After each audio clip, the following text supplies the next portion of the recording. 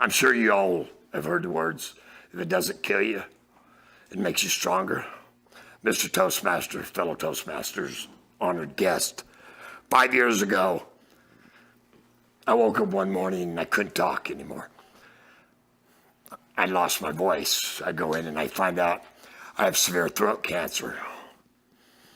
And so I go through the process of chemo for months, and they finally come to me and said they were going to have to do surgery, but there was a good chance I'd never be able to talk again. Well, let me tell you, my wife was ecstatic over that. Thought of me never being able to talk again was her Christmas present. Well, I proved her wrong. 6 months after surgery, I was able to start talking again to the point where I am now. And then life went on. And then the day came and I was hit by a car. Thought, okay, I would go in, basic knee surgery, I'd be fine. They said, hey, I've done 100,000 of them. It's a piece of cake. Famous last words. 8 months later, I was laid in a hospital bed. And the doctors come to me and he says, we've done everything we can. They put 4 knees in, a block in, 8 surgeries, 2 blood transfusions. We've done everything we can. We're going to have to cut your leg off to save your life. The problem was, how was I going to tell the lady, the beautiful woman that was standing next to the doctor who I'd told 22 years earlier till death do us part, I'd already gave up a month earlier. I was praying and hoping that I'd go to sleep and I would never wake up. The pain was excruciating. The misery I felt. And then the thought that they were going to cut my leg off. And I'd never be normal again. I'd never be like you or you or you. I'd be an old, crippled man in a wheelchair with no purpose in life.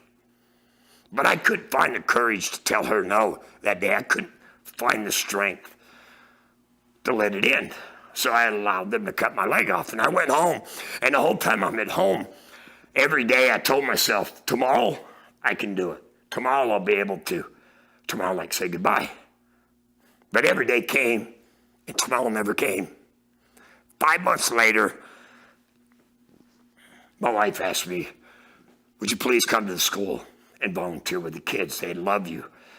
I needed something, so I did. I started volunteering. I started helping these kids. But every day I'd go home and I still was missing something. There still wasn't the reason. I knew I'd done something wrong in my life to deserve what I'd been through, but I couldn't figure it out. And then I met this 9-year-old boy 3 weeks into volunteering in the cafeteria. He was taking his lunch, his pizza, and he wraps it up in a napkin, his French fries, and wraps this up in a napkin. He puts them in his backpack along with his applesauce and his milk. And he zips it up, and he notices me staring. And he's out of embarrassment and shame, he puts his head down on the table. And I asked him, I go up to him and I say, are you all right? Do you not feel good? Are you saving it for later? He looked up at me with tears in his eyes. And he said, no. You see, I was able to eat breakfast this morning. My sister hasn't eaten since yesterday. I'm taking this home for her. And I asked him, where's your sister? We could buy her a lunch. She could have something to eat. And he said, no, you don't understand. My sister's 3 years old. We live in a car. By then I'm crying. Of course, I'd buy him another lunch.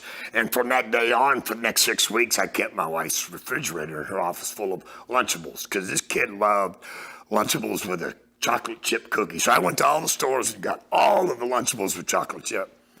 And every day he would come in there and pick them up. And 6 weeks later, his dad had got a job. They was able to get housing, and he transferred. I realized then that a 9-year-old boy had taught me a lesson in life. See, it wasn't all about me anymore, like I thought it'd been all these years. I hadn't done something wrong in my life. I'd done something right, finally.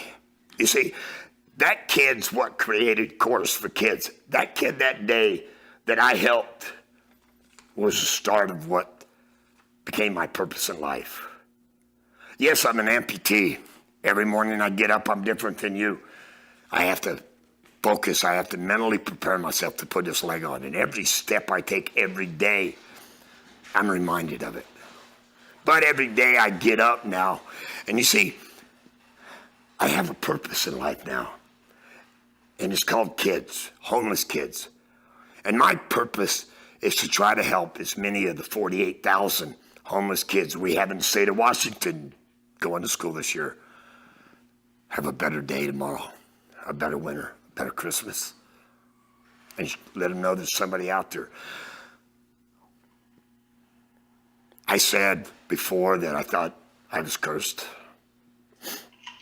I spent my whole life wasting it, doing what other people wanted me to do. Now I don't.